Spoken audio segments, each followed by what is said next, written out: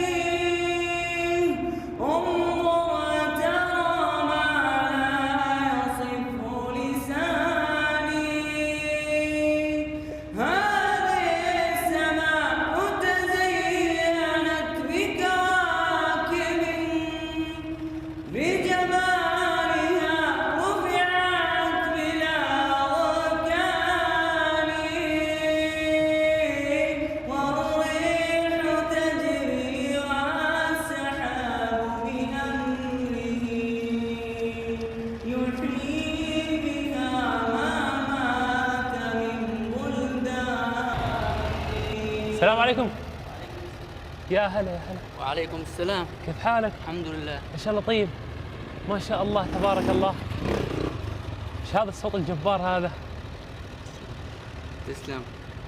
لا انت تنشد؟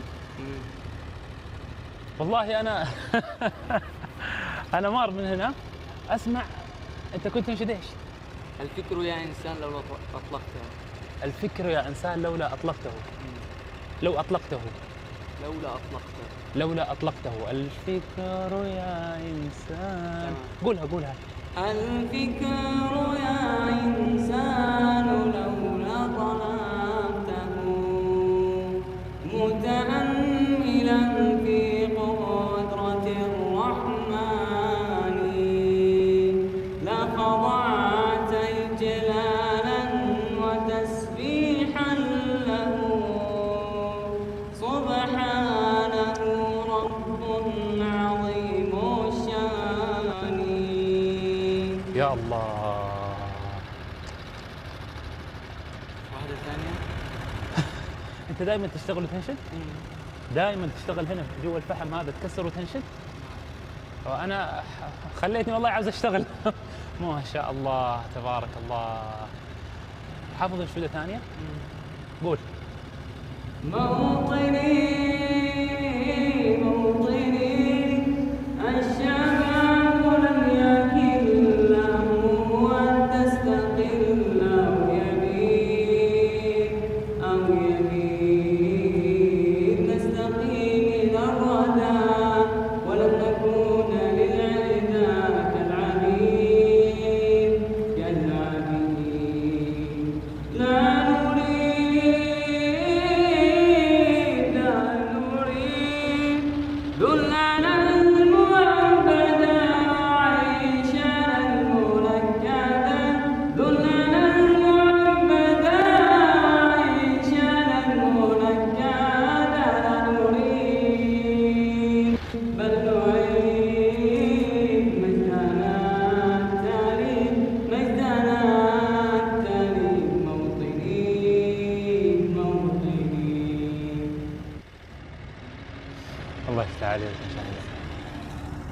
الله يفتح عليك أحمد. الله يحفظك إن شاء الله. أنت تقول لا نريد دلنا مؤبدة وعيشنا المنكدة بل نعيد مجدنا.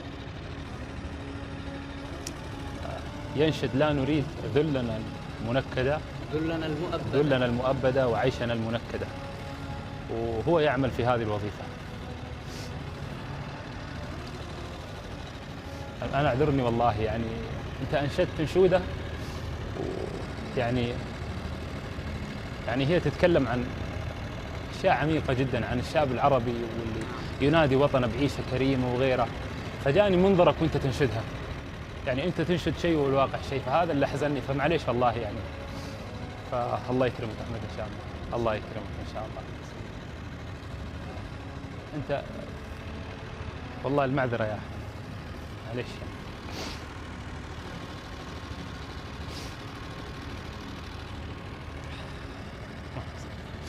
طيب ايش كمان؟ صوتك جميل ما شاء الله يعني. شو بدك تقرأ أيضا؟ تقرأ قرآن؟ لمن؟ لعبد الرحمن أسعد. قول. أعوذ بالله من الشيطان الرجيم. بسم الله الرحمن الرحيم. ألف لام ميم. الله لا إله إلا هو الحي القيوم. نزل عليك الكتاب بالحق مصدقا لما بين يديه وأنزل التوراة والإنجيل من قبل هدى للناس وأنزل الفرقان. إن الذين كفروا بآيات الله لهم عذاب شديد والله عزيز ذو انتقام. إن الله لا يخفى عليه شيء في الأرض ولا في السماء. هو الذي يصوركم في الأرحام كيف يشاء. لا إله إلا هو العزيز الحكيم. صدق الله يا رب. طيب اطلع اطلع اطلع. وين الباب؟ من وين نطلع؟ تطلع من هنا؟ كيف تطلع من هنا؟ عبد الله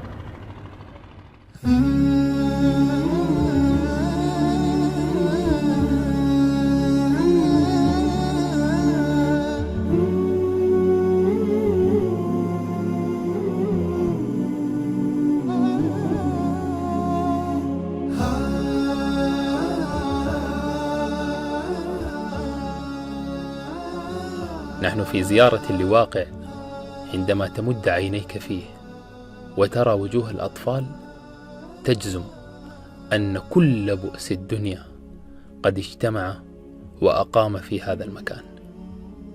واقع قتل معاني الضحك والتفاؤل والطفولة وبراءتها. واقع ترادفت عليه المصائب وتوالت عليه النكبات وتواترت فيه الأسقام وانتهت معاني الكلام إلا من جملة واحدة: متى ننتهي؟